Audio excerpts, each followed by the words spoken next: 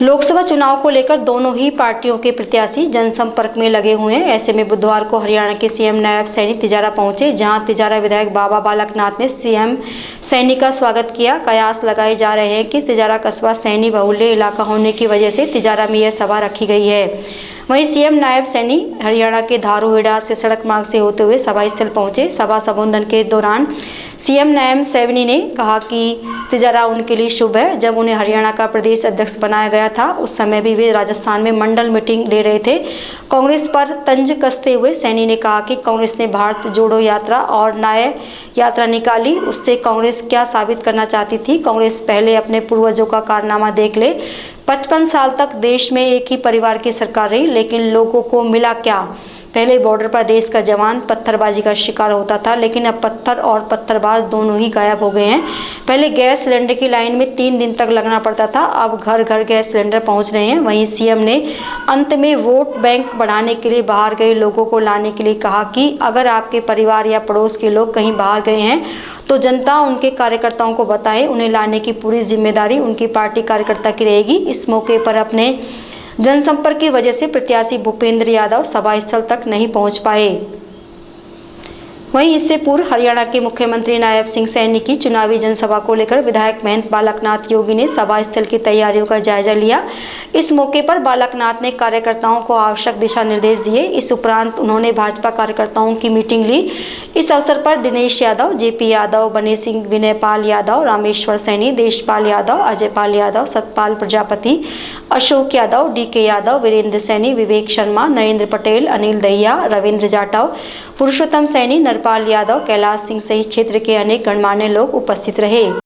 19 तारीख को यहां से हमारे भूपेंद्र यादव जी चुनाव लड़ रहे हैं, और जब मैं रात के समय आप लोगों के बीच में आया था तो बाबा जी कहीं और, महाराज जी कहीं और प्रचार कर रहे थे।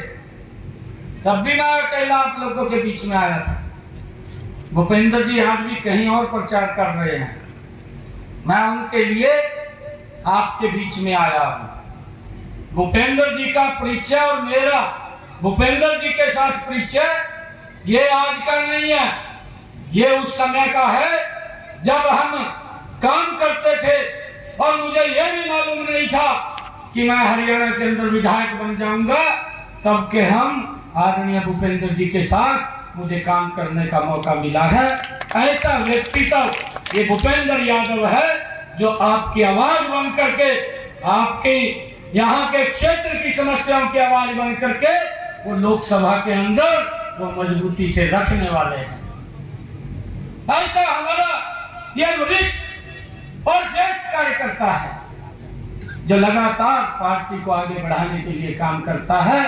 मैं आज आप सबके चरणों में यह अपील करने के लिए आया हूं कि 19 तारीख को भाइयों जब वोटिंग होगी तो ये मैसेज 400 पार का ये तिजारा से ही जाएगा। जाएगा नहीं जाएगा?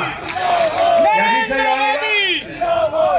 ये पहली बार पहले ही चरण का ये मतदान अगर कहीं हो रहा है देश के अंदर, 400 का रास्ता अगर कोई खोलेगा, यह सौभाग्य अगर किसी को प्राप्त है तो वो तिजारा के लोगों को है। और हम सब मिलकर के ऐसे व्यक्तित्व को जिसने दुनिया के अंदर इस भारत का नाम भाइयों इन 10 वर्षों के अंदर ऊंचा किया है, देश की समस्याओं का समाधान किया है।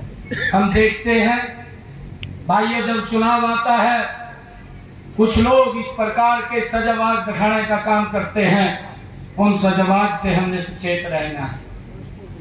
भाइयों हमने ये भी देखा है कि पहले ये भारत जोड़ो यात्रा लेकर के निकला और अब न्याय की बात करने लगा है।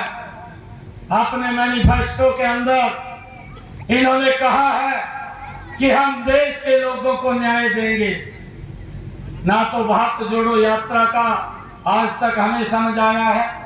हमने कहा भी था कि भारत जोड़ो यात्रा लेकर के तो निकल रहा है, परंतु अपने पुरखों के कार्यों को, उनके क्रियाकलापों को तो देख ले, तब जाकर के इस भारत जोड़ो यात्रा के ऊपर चलना आपको शोभा देता है।